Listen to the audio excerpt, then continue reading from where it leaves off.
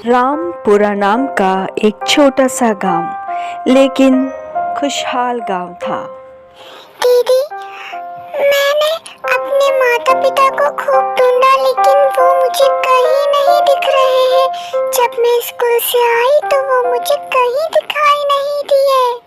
अब मैं क्या करूंगी? हाँ मुन्नी, तुम्हारे माता पिता बाजार गए हैं। बाजार जाने से पहले उन्होंने मुझे सूचना दी थी कि जैसे ही मुन्नी आ जाए तो तुम उसे संभाल लेना। इसीलिए मैं तुम्हारे पास आई हूँ तुम्हारा ध्यान रखने के लिए। और फिर पूरा गांव है तुम्हारा ध्यान रखने को, और साथ में तुम्हारा भाई भी।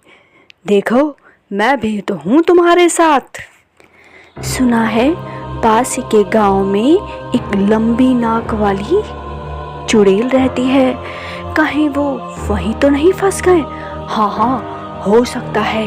मैंने भी अपने माता पिता से सुना था, लंबी नाक वाली चुड़ैल जो इसी पास के गांव में रहती है। मुन्नी के माता पिता दिन में बाजार निकले थे और घर आते समय कितनी बार कहा है मुन्नी के पापा, घर से बाहर निकलते समय कम से कम अपनी गाड़ी में पेट्रोल तो पूरा भर दिया करा करो।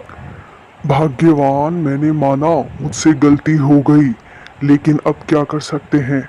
चलो, अब हम शॉर्ट रास्ते से चलते हैं।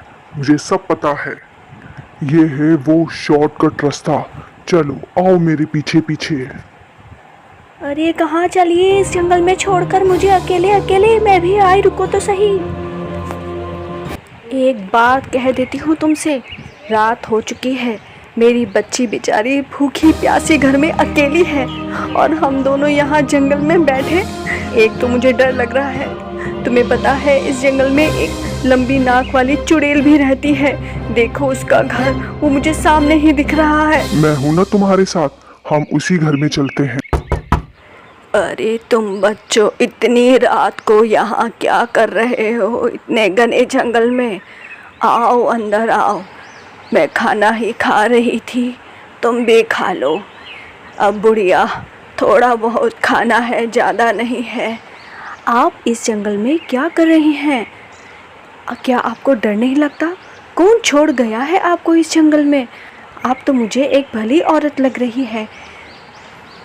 सच कह रही हो बेटी, लेकिन मेरे बेटे ने ही मुझे इस जंगल में अकेला छोड़ दिया है, क्योंकि मेरी बड़ी नाक के कारण मेरे बच्चों को बड़ी शर्म आती है। अब से आप हमारे साथ रहोगी। अम्मा जी, पूरा गांव मिलकर आपका ध्यान रखेगा, आप बिल्कुल फिक्र मत करना।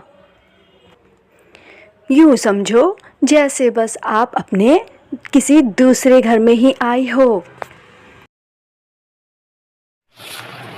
माँ आ गई, माँ आ गई, माँ आ गई, ये मामी। बेटा, हम आपके लिए एक लंबी नाक वाली दादी माँ को लेके आए हैं। पूरे गांव के बच्चों के साथ आपको दोस्ती करवानी पड़ेगी, समझी मेरी प्यारी बच्ची?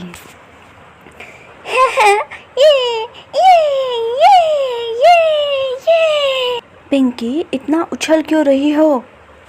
वहाँ देखो, एक लंबी नाक वाली बुढ़िया आ रही है। बिल्कुल नहीं कहते पिंकी, गलत बात है ये। बिल्कुल ऐसा नहीं कहते पिंकी।